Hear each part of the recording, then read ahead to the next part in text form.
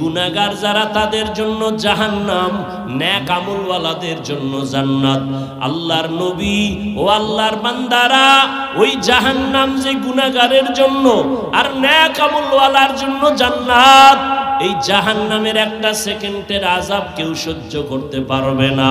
ওরে আমরা তো মানুষের কাতারেই নাই যারা আল্লাহর আদালতে গুণের মানুষ, ইবাদত করিয়া গুণের মানুষ হলো ওই সাহাবায়ে কেরাম আল্লাহর পক্ষ থেকে জান্নাতের টিকিট পাইছেন। এক নাম্বার আবু বকর সিদ্দিক রাদিয়াল্লাহু তাআলা আনহু, জান্নাতি টিকিট পানেওয়ালা দ্বিতীয় হযরত ওমর। এদের ইতিহাস পড়ে দেখেন, আজীবন শুধু কান্নার আওয়াজ, ওমরের কান্নার আওয়াজ, ওসমান রাদিয়াল্লাহু তাআলা আনহুর কান্নার আওয়াজ। শুধু একটাই চিন্তা, আল্লাহর আদালতে কেমনে দাঁড়াবো, অন্ধকার কবরে গিয়া কেমনে একা থাকবো। ও আমার কলিজার যুবক বাবারা, এখনো সময় আছে, তওবা করে নাও।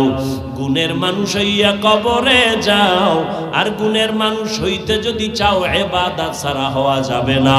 আর ইবাদত যদি করতে হয় নিয়ম জানা লাগবে, নিয়ম জানতে হলে কোরআন লাগবে। আর কোরআন যদি বুঝতে চাও উলামায়ে আহলে হকের সোহবত ছাড়া কোরআন বুঝার উপায় নাই। উলামায়ে কেরামের কাছে যাইয়া কোরআন বুঝে, হাদিস বুঝিয়া নবীর তরিকায় ইবাদত যদি করো তো গুণের মানুষ হয়ে যাইবা। আর গুণের মানুষ যদি হতে পারো, আল্লাহ জান্নাত তোমাকে বিনা হিসাবে দান করবে।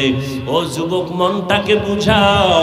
তোমার আমার মতো যুবক যদি জেনারেল লাইনে থাকিয়াও নামাজ পড়ে, পর্দা করে, এখনো আমি কেন পারি না, আল্লাহর কাছে মনে মনে তওবা করো, আর মনে মনে ডাক দাও, হে দয়ার মালিক, আমার মতো গুনাহগার কেউ নাই।